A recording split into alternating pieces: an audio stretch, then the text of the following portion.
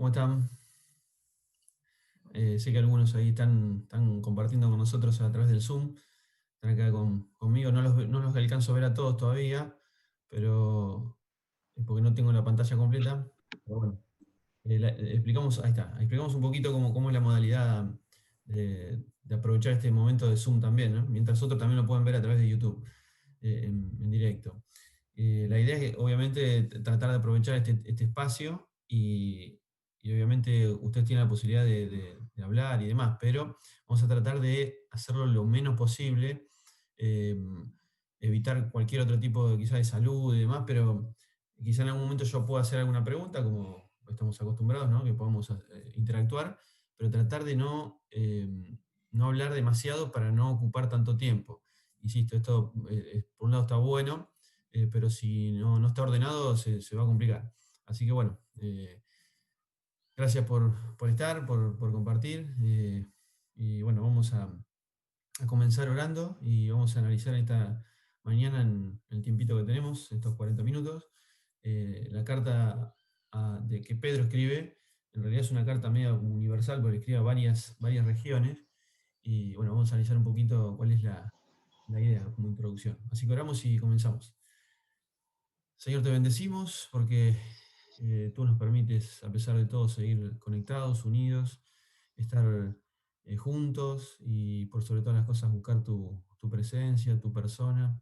Y queremos en esta mañana poder compartir este tiempo de bendición, de escudriñar tu palabra, las escrituras y poder descubrir cuál es el mensaje que tienes para nosotros. Señor, queremos realmente estar atentos, estar prestos para saber cuál es la intención del Espíritu Santo a través de lo que ha escrito por medio de Pedro, para saber cuál es el objetivo, la misión que tienen estas palabras para llegar a nuestro corazón. Te bendecimos por este tiempo en el nombre de Jesús. Amén. Bueno, muy bien. Entonces estamos comenzando una nueva carta. Es la carta que Pedro escribe, insisto, se denomina así como cartas universales porque no van a hablar puntualmente a un grupo de personas y no van a tocar también temas particulares, sino que es una carta un poco abierta, ¿no?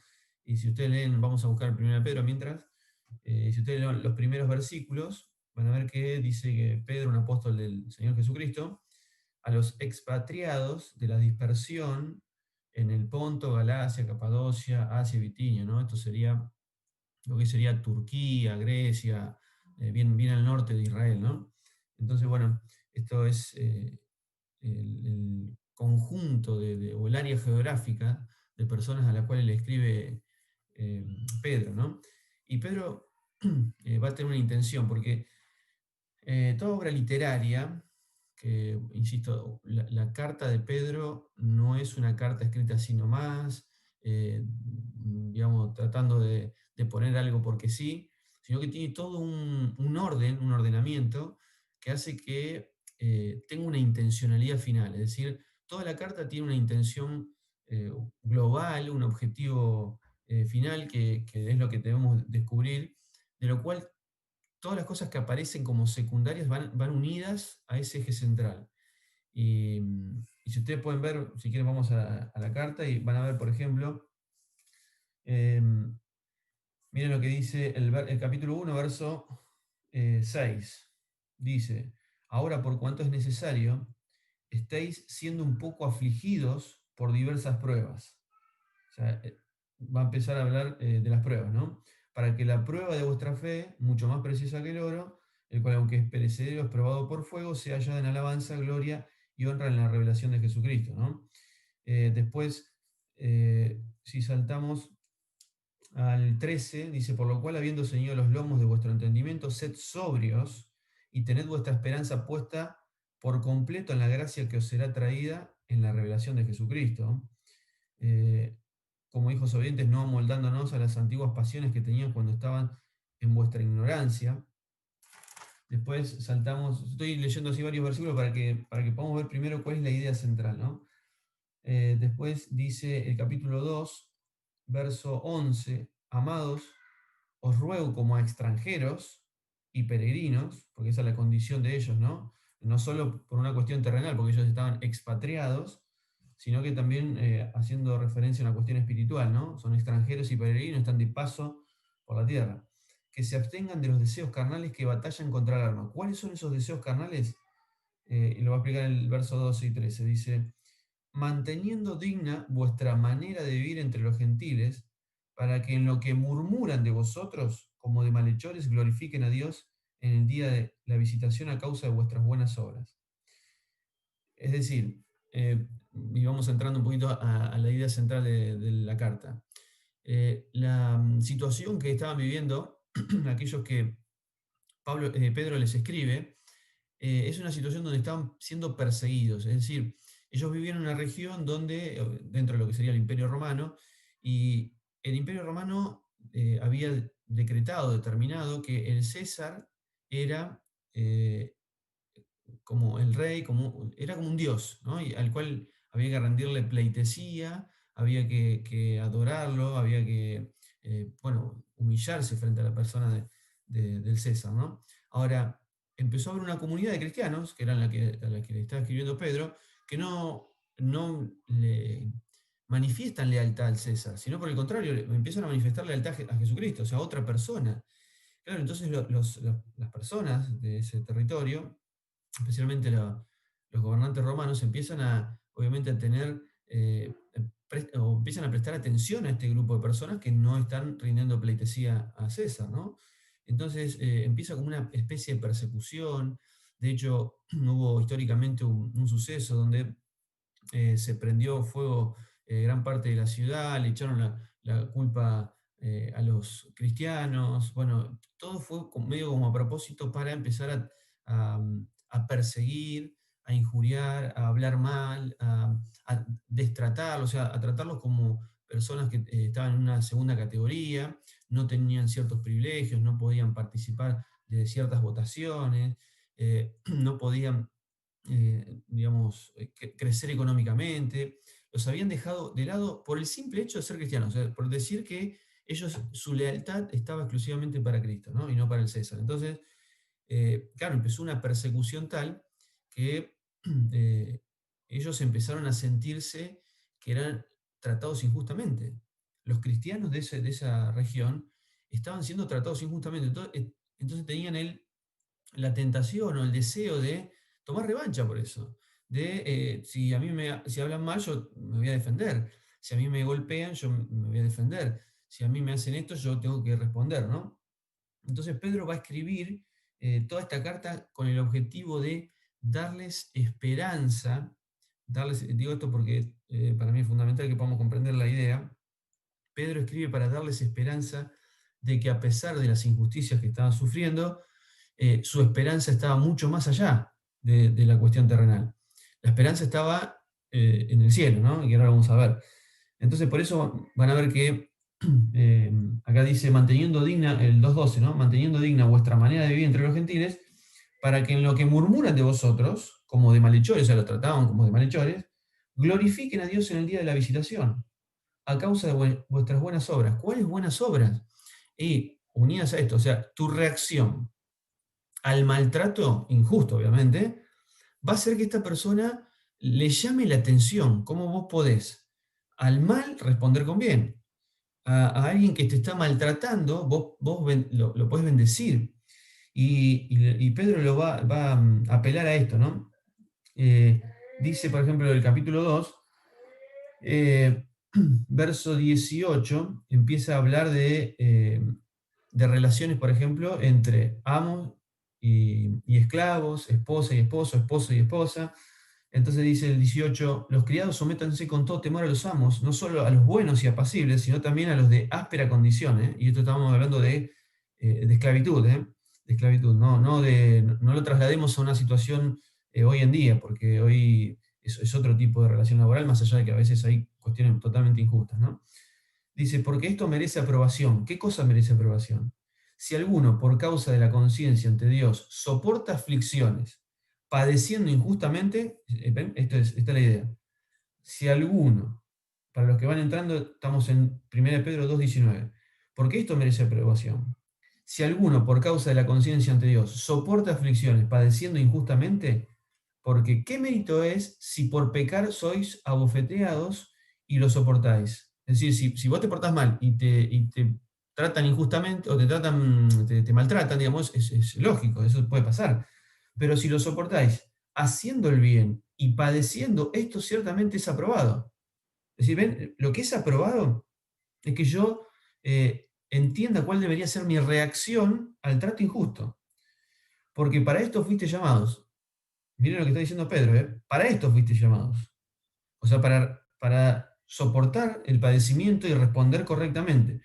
Pues también Cristo padeció por vosotros, dejándoos ejemplo para que sigáis sus pisadas, el cual no hizo pecado ni fue hallado engaño en su boca, quien cuando era maldecido, igual que ustedes, no replicaba con una maldición, padeciendo no amenazaba, sino se encomendaba al que juzga justamente. Él mismo llevó, bueno, nuestros pecados en su propio cuerpo y demás. No quiero meterme en esto porque estoy haciendo un pequeño repaso, ¿no? Entonces, fíjense, el capítulo 3 verso 8 siempre la misma idea, ¿eh? Siempre, en conclusión, sed todos de un mismo sentir, compasivos, amándonos como hermanos, misericordiosos, humildes. Miren esto, no devolviendo mal por mal, esa es la idea, ni maldición por maldición, sino bendiciendo, pues para esto fuisteis llamados, para que heredarais bendición. Y ahora vamos a explicar qué significa todo esto, ¿no? Y si siguen leyendo, bueno, el 18, 3:18 dice también, porque también Cristo padeció una vez por los pecados, el justo por los injustos. ¿Ven? Siempre la misma idea, ¿no? Sufrir injustamente, para llevarlos a Dios, muerto en la carne, pero vivificado en el Espíritu. Eh, bueno, va a hablar un poco de lo que ocurre en el área espiritual. Después el 4:12 dice, amados, no os sorprendáis por el fuego que os ha sobrevenido, que os sucede para prueba como si algo extraño os aconteciera. Más bien regocijaos, si los tratan injustamente, regocijaos por cuanto sois participantes de los padecimientos de Cristo, para que también en la revelación de su gloria os regocijéis con gozo inefable. Si sois insultados, otra vez lo mismo, ¿no? Si sois insultados por el nombre de Cristo, sois bienaventurados, porque el Espíritu de gloria y de Dios reposa sobre vosotros. Pero ninguno de vosotros padezca por ser homicida, ladrón, ¿no? No por eso, sino por Cristo. Pero si padece como cristiano, no se avergüenza, al contrario, glorifica a Dios por este nombre, ¿no? Y bueno, y si siguen leyendo, van a ver que la idea general es la misma. Es decir, Pedro le está escribiendo a un grupo de cristianos que están sufriendo injustamente, ¿eh? Y no está negando el sufrimiento injusto, ¿eh? Pero está apelando, Pedro, a que ellos puedan ver el ejemplo de Cristo, que de hecho es el ejemplo para que ellos puedan responder de alguna manera similar a Cristo, a quien fue tratado injustamente, fue asesinado injustamente, fue dejado solo injustamente, y él nunca respondió mal, nunca al insulto respondió con otro insulto. Su reacción frente a los que lo vituperaban mostró, ¿recuerdan el soldado romano? Cuando Jesús está orando y le dice, Padre, perdóname porque no saben lo que hacen.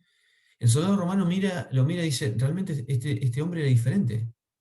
Era diferente, ¿por qué? Porque nadie puede reaccionar como está reaccionando. Nadie puede orar y bendecir a aquellos que te están asesinando. Entonces, Pedro está volviendo siempre como toda la idea de la Biblia, ¿no? Llevarnos otra vez al Evangelio, llevarnos otra vez a ese lugar que se llama la cruz, que es un lugar donde nosotros abandonamos nuestro deseo de hacer lo que nosotros quisiéramos hacer, devolver mal por mal, para que se exprese la vida de Cristo y no la nuestra. Es más, y con esto termino la introducción. En el capítulo 2 hay un pasaje muy conocido, el verso 9 y 10 dice, pero vosotros sois linaje escogido, sacerdocio real, o real sacerdocio, nación santa, pueblo adquirido o pueblo por posesión, para que proclaméis las promesas o las proezas del que os llamó, o las virtudes, de las tinieblas a su luz admirable. Los que en un tiempo no eran pueblo, pero ahora sois pueblo de Dios, los que no habéis alcanzado misericordia, pero ahora habéis alcanzado misericordia. ¿Qué quiere decir Pedro con esto? Y este también para mí es el centro de la carta.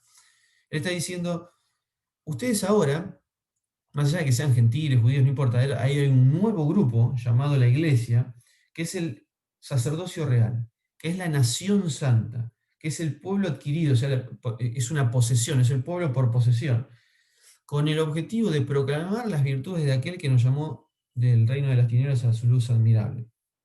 Es decir, Pedro está diciendo, así como en la antigüedad los judíos tenían el objetivo de mostrar las virtudes de aquel, es decir, representar el carácter de Dios, mostrar a las otras naciones qué clase de Dios era, mostrar a los que no conocían a Dios, a los que no habían recibido la ley, qué clase de Dios era realmente y cuál era su carácter.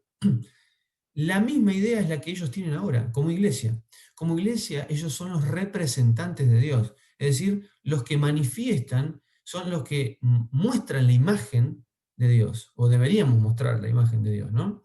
Entonces, como nosotros somos ahora esta nación santa, este sacerdocio, porque los sacerdotes eran los intermediarios entre Dios y el pueblo, Moisés era el intermediario entre Dios y el pueblo, el rey David fue una imagen de lo que debería haber sido un rey, un desastre, ¿no? Siempre entendiendo esta idea, ¿no? Que David, como rey humano, no puede nunca representar a cabalidad la imagen correcta de Dios, hasta que aparece Jesucristo, que como dice Hebreos 1.3, él sí es la imagen perfecta, o sea, él sí es el que representó a Dios tal cual en todos sus atributos. Entonces, Pedro está apelando a esto. Ustedes ahora son la iglesia que representa el carácter perdonador y misericordioso de Dios. Ustedes tienen el objetivo, y para eso fueron llamados, porque su objetivo es mostrarle al mundo, inclusive a los que los maltratan, qué clase de Dios tienen. Entonces, su reacción al maltrato va a manifestar el carácter de Dios. Así es. Es decir, si Cristo sufrió padecimiento, lo insultaron, lo asesinaron, lo escupieron, lo dejaron solo y él nunca reaccionó mal, está mostrando que Dios es un Dios realmente que desea perdonar, desea amar, desea dar todo lo que tiene para cubrir multitud de pecados, porque en un momento va a aparecer ahí en 1 Pedro, el amor cubrirá multitud de pecados, ¿no? Y tiene esta idea, la respuesta de amor a ese maltrato hace que la persona, como decían en el 2.12, ¿no? Para que en lo que murmuran de vosotros como de malhechores, glorifiquen a Dios en el día de la visitación. Claro, porque si yo te trato mal y vos reaccionás sobrenaturalmente, porque esto es algo sobrenatural, reaccionás bien, me amás, orás por mí, me tratás bien, obviamente que eso hace que yo diga, no puede ser. Entonces yo ahí es donde glorifico al Padre, no donde glorifico a vos, yo digo, esto lo está haciendo alguien en vos, no sos vos. La lealtad que le has dado a Cristo es la que se está manifestando, es la persona de Cristo la que sale a la luz. Entonces Pedro en toda la carta apela a esto. Ustedes son los representantes de Dios y deberían entender que estos padecimientos que están sufriendo, que son totalmente injustos, eso no se... Pedro no dice, bueno, no están... No, no, sí, es así. Pero la reacción de ustedes frente a... O sea, la actitud que van a tener ustedes ante el maltrato, ante la injusticia, va a manifestar el carácter de Dios. Por eso a la esposa en un momento le va a decir, esposa, no trates de convencer a través de la oratoria o de la razón a tu marido. Mostra con tu comportamiento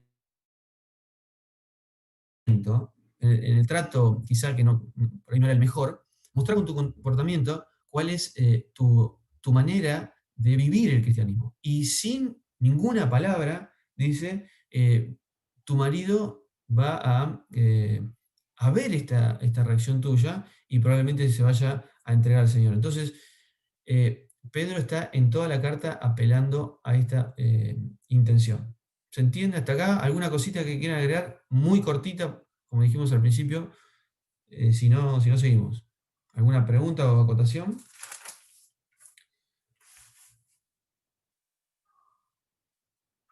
Bien.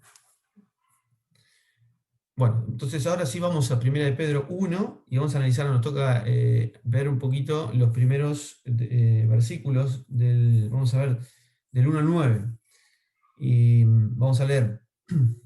Los primeros dos versículos tienen que ver con la presentación que ocurre en todas las cartas, ¿no?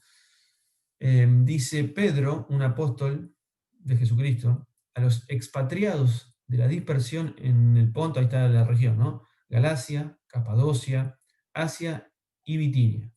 Elegidos según el designio, ¿no? La presciencia de Dios Padre en santificación del Espíritu, para obedecer y ser rociados con la sangre de Jesucristo. Gracia y paz os sea multiplicada. Ese es el saludo general, ¿no? Obviamente, y también tiene mucho que decir Pedro en ese saludo. El verso 3 dice, bendito sea el Dios y Padre de nuestro Señor Jesucristo, que según su gran misericordia nos hizo renacer para una esperanza viva, por medio de la resurrección de Jesucristo de entre los muertos, para una herencia incorruptible, incontaminada e inmarcesible, reservada en los cielos para vosotros, que sois guardados por el poder de Dios mediante la fe para alcanzar la salvación que está preparada para ser manifestada en el tiempo postrero, en lo cual os alegráis grandemente. Ahora, por cuanto es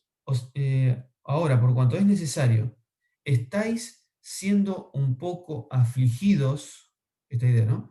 Por diversas pruebas, para que la prueba de vuestra fe, mucho más preciosa que el oro, el cual, aunque perecedero es probado por fuego, sea hallada en alabanza, gloria y honra en la revelación de Jesucristo, a quien aman sin haberlo visto, en quien aún no viéndolo, pero creyendo, os alegráis con gozo inefable y glorioso, obteniendo el fin de vuestra fe, la salvación de vuestras almas. Esta es la primera parte donde Pedro va a colocar lo que sería el fundamento de todo lo que va a decir después. Y Pedro va a apelar, yo ahí resalté dos cosas. Primero es, dice, en el verso 3 dice, según su misericordia, nos hizo renacer para una esperanza viva. ¿Qué sería una esperanza viva? ¿Alguno quiere acotar algo rápido? ¿Por qué esperanza y por qué viva? Esperanza es como más fácil de verlo, pero viva, ¿por qué le agrega esperanza viva? ¿Qué piensan? ¿Alguno quiere acotar algo? Si no,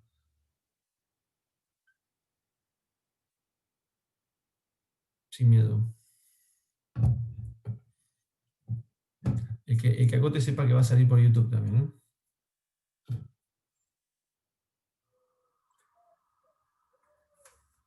Bien, la esperanza viva es, a ver, Pedro está diciendo, les voy a dar un ejemplo, miren, para que se entienda lo que significa cómo Pedro apela a una esperanza. Vieron que nosotros ahora estamos confinados desde hace ya un tiempo largo, algunos podemos salir, más o menos, pero en general las propagandas, las publicidades que tienen que ver con tratar de hacernos quedar adentro y demás, apelan a una esperanza futura. Ellos te dicen, vieron que hay una que, yo no sé si ustedes lo recuerdan, pero hay una que te repite, no aflojes, no aflojes, no aflojes, ¿no? O sea, por lo menos lo escuché en la radio, ¿no? No aflojes, lo dice como 50 veces, ¿no? Y termina diciendo, porque esto no es para siempre, pero es ahora. Ya va a haber momento para disfrutar en el futuro de, otra vez, de las relaciones, de los vínculos, de la familia, del trabajo, de la libertad de poder salir, de disfrutar y demás, ¿no? Entonces, en general, si ustedes analizan todas las publicidades que intentan convencernos de que tenemos que cuidarnos, quedarnos adentro, siempre apelan a una esperanza futura, es decir, a algo que cuando se termine esto, viene algo mejor. Todas, si lo analizan, todas tienen esta idea, porque es imposible que un ser humano pueda vivir sin esperanza. No hay manera de que nadie pueda tener como algo futuro, algo que por lo menos se va a acomodar, que va a estar mejor de lo que estamos ahora. Entonces Pedro usa esta analogía, ¿no? Él les va a hablar de las situaciones de padecimientos y aflicciones que no son lindas, está claro. Pero él va a poner al futuro la esperanza que nos espera. Y lo llamativo es que esta esperanza es una esperanza viva. ¿Saben por qué viva? Porque es dinámica, o sea, se mueve, eh, pero sigue produciendo algo. No es una esperanza estática que está ahí, sino que es una esperanza viva que transforma mi manera de vivir ahora. Es decir, es una esperanza viva, continua, que empieza a producir una transformación en mi vida.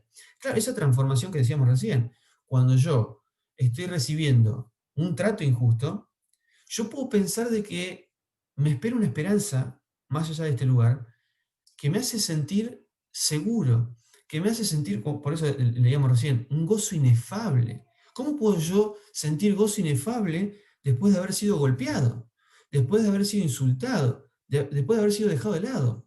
Claro, porque si nuestra esperanza, eso que está en el futuro, que es la promesa de que todo se va a solucionar, a mí me genera que yo pueda soportar la aflicción diferente a lo que lo estoy haciendo ahora. Porque ellos, obviamente que estas personas que reciben la carta de Pedro, claramente están abatidos, han perdido, muchos de ellos habían perdido todo, no tenían, entre comillas, esperanzas desde el punto de vista terrenal, no había esperanza para ellos, los dejaban a un lado, no les permitían crecer, no les permitían votar, no eran nada, no eran nada. Entonces, en esa condición, los receptores de la carta de Pedro reciben esta palabra de Pedro que dice, hay una esperanza viva mucho más allá de esto. Y eso es lo que ustedes tienen que tener en mente para que puedan traspasar este tiempo complicado, que puedan comprender que más allá de esto los espera algo. Y miren, y el segundo término que usa, el capítulo 4, es un término financiero que dice para una herencia. Es decir, vamos a leer el verso 3. Bendito sea el Dios y Padre de nuestro Señor Jesucristo, que según su gran misericordia nos hizo renacer para una esperanza viva, ¿no? Esa es la esperanza, por medio de la resurrección de Jesucristo de entre los muertos. O sea que la resurrección de Cristo es la que nos provee el poder tener esperanza. Porque si Cristo vence a la muerte, a mí me pueden insultar, me pueden pegar, me pueden golpear, inclusive me pueden matar, pero sigue habiendo esperanza después de esto. A pesar del maltrato, inclusive hasta de llegar a la muerte, pero Pedro me dice, mira para atrás, mira la cruz. La cruz me da la esperanza de que Cristo vence a la muerte.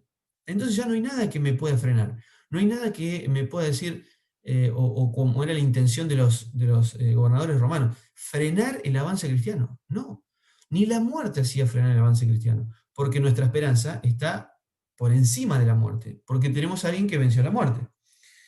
Y le agrega Pedro, entonces ahora sí, para una herencia, este término financiero, ¿no? Para una herencia incorruptible, o sea, una herencia que no se puede corromper, una herencia que no se puede contaminar, que es inmarcesible, ¿no? Que no se deteriora, que no se distorsiona, que está reservada, que está protegida, esa es la idea, reservada, protegida en los cielos para ustedes. ¿Cuál es esa? La gran pregunta ahora, en estos 10 minutos que tenemos, es, ¿cuál es esa herencia incorruptible? ¿A qué hace Pedro referencia cuando está diciendo, ustedes tienen esperanza viva, porque Cristo resucitó a los muertos, en una herencia incorruptible en los cielos? ¿Cuál es esa herencia? ¿Alguno se anima a decir?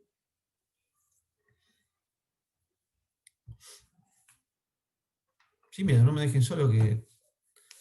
Cristo, Cristo mismo sería. Ya, muy bien, Fran, muy bien. Es decir, Cristo mismo. Pero ¿por qué? No lo estoy inventando yo, lo dice Pedro cuando sigue relatando, ¿no? Por eso dice ahora, el 6, por cuanto es necesario estar siendo un poco afligidos por esa prueba, para que la prueba de vuestra fe, mucho más preciosa que el oro, sea hallada en alabanza, gloria y honra en la revelación de Jesucristo. ¿Ven? Ahí está, en la revelación de Jesucristo. Esa es la esperanza. Esa es la herencia incorruptible. A quien aman sin haberlo visto, en quien aún no viéndolo, pero creyendo, os alegráis con gozo inefable y glorioso, obteniendo el fin de vuestra fe, la salvación de las almas, de vuestras almas. Entonces, Pedro está apelando a la herencia incorruptible, que no es algo, no es el cielo.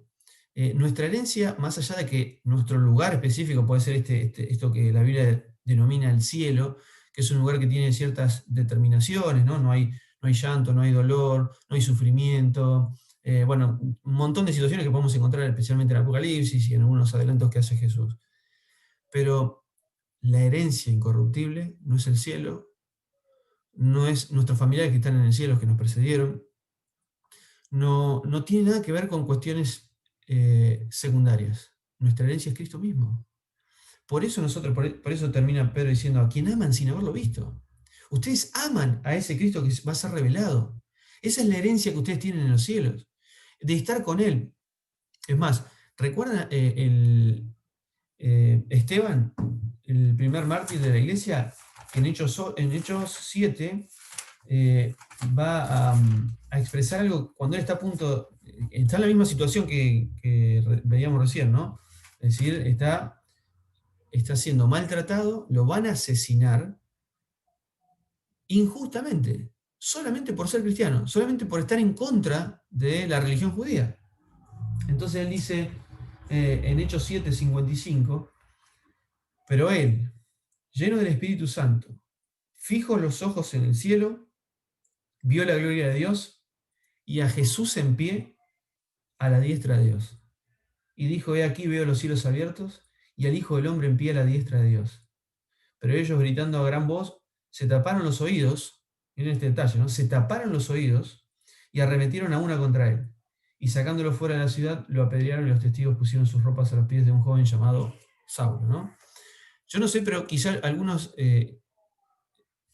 pueden llegar a entender o a tratar de dilucidar que Pablo, que es el que está ahí, de hecho tiran la ropa a los pies de este Pablo, que después se va a convertir, vio esta entrega de Esteban y le produjo un impacto muy fuerte. La cuestión es la siguiente. Esteban está sufriendo de la misma manera que estábamos viendo recién en 1 Pedro. Lo mismo, porque él está predicando de Cristo y lo van a asesinar con piedras. Pero él dice que está viendo, fijo los ojos en el cielo, vio la gloria de Dios y a Jesús en pie a la diestra de Dios. Eso es lo que está viendo Esteban. Y él puede recibir las piedras porque sus ojos están puestos en la esperanza viva, en la herencia incorruptible, que es posible por la resurrección de Cristo, que es posible porque Cristo tiene poder sobre la muerte. Entonces esas piedras que iban a generar la muerte en Esteban no podían frenar la esperanza viva de estar junto a Cristo, ¿no? De estar junto a Él. Entonces, por eso Pedro está diciendo, yo sé que viene un tiempo de luchas, de persecución, de injusticias, de maltratos, de insultos. Sé que van a pasar, le dice, se los está adelantando, ¿no? Es necesario, es más, usa esta palabra, es necesario que estéis siendo un poco afligidos por diversas pruebas, para que la prueba de vuestra fe pueda manifestarse como oro frente a la revelación de Cristo. Entonces, Pedro va a hablarnos de las pruebas, pero ojo, porque a veces nosotros tenemos la tentación, y no está mal, pero la intención de Pedro es otra, que nosotros, a ver, Pedro me está apelando a que las pruebas tienen que ver con ser cristiano, no las pruebas en general, pues yo puedo sufrir por un montón de cosas, por enfermedades, por falta de trabajo, por situaciones familiares, puedo sufrir, pero Pedro está apelando en esta carta a todo en dirección a lo mismo, es sufrir por ser cristiano, es decir, sufrir injustamente, es ser dejado de lado por ser cristiano. Y esto sí nos puede ocurrir a nosotros. Quizás nosotros no sufrimos persecución en nuestro país, o por lo menos no parece, pero quizá puede ser en algún momento sí. Quizás sí sufrimos maltratos, sí sufrimos, nos dejan a un lado por ser cristianos, o no nos tienen en cuenta por querer mostrar una cierta rigidez desde el punto de vista moral, porque yo no voy a mentir, porque yo no voy a hacer esto, porque yo no voy a ceder a tal situación, a ceder a tal otra, por amor a Cristo, y eso nos genera padecimientos, sufrimientos, situaciones de dolor. En ese contexto es que Pedro está diciendo, no importa lo que estén sufriendo, porque a veces es necesario que sufran para que la fe de ustedes sea puesta a prueba. Y entiendan ustedes dónde está puesta su esperanza. Esa es la idea. ¿Dónde está puesta tu esperanza? La persecución, el trato injusto manifiestan dónde está puesta mi esperanza. Si yo quiero reaccionar al mal con otro mal, si yo quiero tratar injustamente al que me trata injustamente, si yo no quiero saludar al que no me saluda, como eso en un momento va a decir Jesús también, ¿no? ¿Qué mérito tienen? Por eso Pedro decía, en esto hay aprobación, en que ustedes, siendo tratados injustamente, respondan con justicia, respondan positivamente, porque así es como actuó Jesucristo.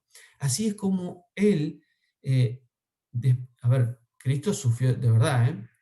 O quizá nosotros podemos estar sufriendo momentáneamente alguna situación, pero Cristo llega al sufrimiento hasta la muerte. Hasta la muerte. Bueno, el mismo Esteban también, ¿no? Él nos está mostrando ejemplos de personas que han, especialmente Cristo, ¿no? Que es nuestro gran ejemplo, que han sufrido para mostrar otra vez. Nosotros somos sacerdocio, real sacerdocio, nación santa, pueblo adquirido, para mostrar las virtudes de aquel que nos llamó. Es decir, las virtudes, ¿cuáles son? Las virtudes de un Dios misericordioso, de un Dios que no toma revancha, de un Dios que no quiere a propósito buscar el mal de la otra persona como reprimenda lo que le hicieron. Él no. De hecho, Pilatos le dice, si vos me decís lo que hiciste, yo te puedo sacar. Y Jesús dice, no, yo vine a entregar mi vida. Es más, la autoridad que tenés vos te la di yo. Y yo vine a entregar mi vida, y la vine a entregar porque es necesario, es lo mejor para ustedes. O sea, Cristo es alguien que decide sufrir, decide aceptar el sufrimiento para beneficiar a otros. Y nosotros como iglesia, que es muy difícil, deberíamos encarnar, es decir, es Cristo el que debería encarnar la misma postura. Yo quiero sufrir para beneficiar a otros, porque si a mí me tratan injustamente, me encantaría responderle injustamente, porque eso es lo que se merece, esa es la justicia humana. Pero Cristo es diferente. A la injusticia responde con amor, porque el amor cubre multitud de pecados, porque el amor transforma, porque el amor puede producir una reacción tal en la otra persona que glorifica al Padre, que glorifica a Dios, porque nuestra reacción es sobrenatural, porque nuestra reacción es el fruto de la intervención del Espíritu Santo en nuestra vida. Si el Espíritu no produce dominio propio, amor, gozo, paz, paciencia, todo eso es lo que va a producir una reacción en las personas. Cuando te trato mal, tengo dominio propio. Perdón, cuando me tratan mal, tengo dominio propio. Cuando me tratan mal, respondo con amor. Cuando me tratan mal, estoy gozoso. ¿Recuerdan a Pablo y Silas en la cárcel? Después de haber sido azotados injustamente, porque siempre fue así, injustamente, a las 12 de la noche están cantando himnos. Y viene un terremoto, se cae todo abajo y los presos que querían como su mayor tesoro salir en libertad se quedan. Yo quiero ver qué tienen estos muchachos que después de haber sido golpeados injustamente están cantando himnos.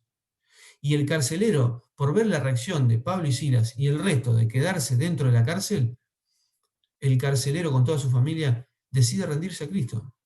¿Ven? Ese es el objetivo final.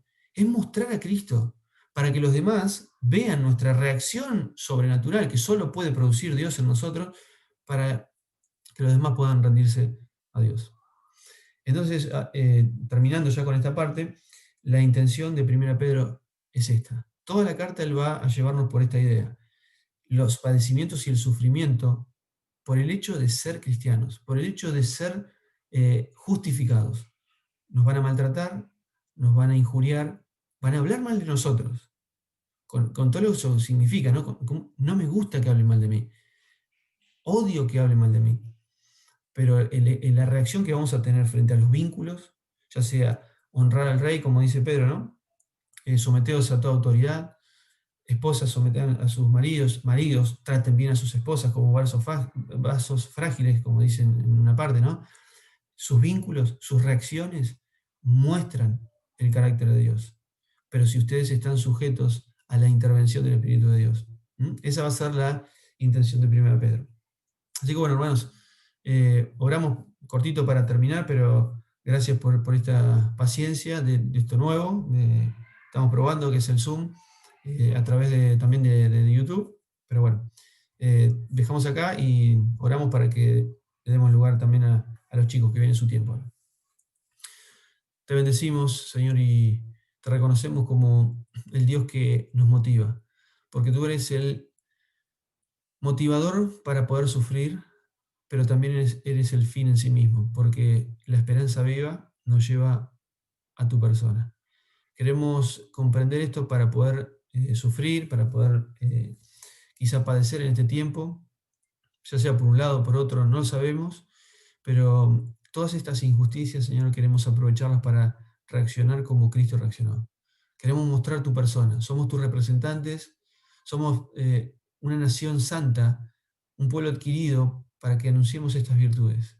Las virtudes de un Dios que al mal responde con bien, al trato injusto responde con amor. Y que este amor, Señor, cubra multitud de pecados. Que este amor pueda transformar la vida de otras personas.